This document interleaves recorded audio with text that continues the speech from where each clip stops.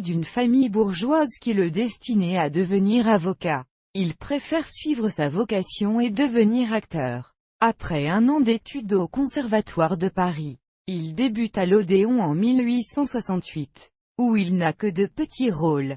Lors de la guerre de 1870, il est affecté comme lieutenant en Dordogne. De retour à Paris, l'Odéon lui ferme ses portes.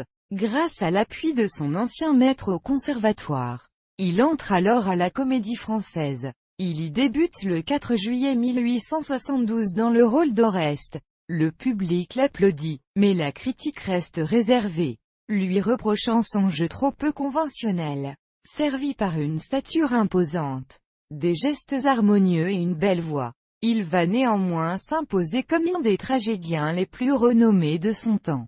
Ayant une haute idée de son art, il renouvelle un art qui n'avait pas connu un tel bouleversement depuis Talma. À l'encontre de Diderot et de son paradoxe sur le comédien, Mounet Sully pense en effet que l'acteur doit abandonner sa personnalité en montant sur scène, pour se laisser entièrement absorber par son rôle. Nommé 297e sociétaire dès 1874, il joue les grands rôles du répertoire. Roderick dans le Cid, Néron dans Britannicus, Hippolyte dans Phèdre, Orosmane dans Zaïre, atteignant son apogée en 1881 dans Oedipe Roi, joué au Théâtre Français à Paris, repris en 1888 sur le Théâtre Antique d'Orange. En 1882, des soucis familiaux et une maladie des yeux le tiennent quelque temps éloigné de la scène. En 1885, il met en scène une version plus moderne de Britannicus qui emporte l'adhésion du public.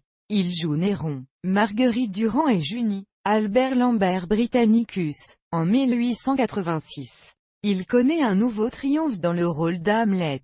Il tient ensuite de nombreux rôles, aussi bien dans le répertoire classique que moderne. Il devient doyen en 1894, après le départ d'Edmond Goth.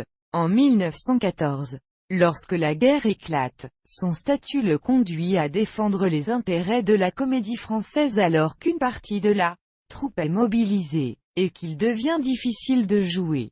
Bien qu'âgé de plus de 70 ans, il joue lui-même encore de temps à autre. Ainsi, en avril 1915, on le voit dans un des rôles qui avait le plus contribué à son succès des années auparavant, celui de Polyeucte. C'est sa dernière apparition.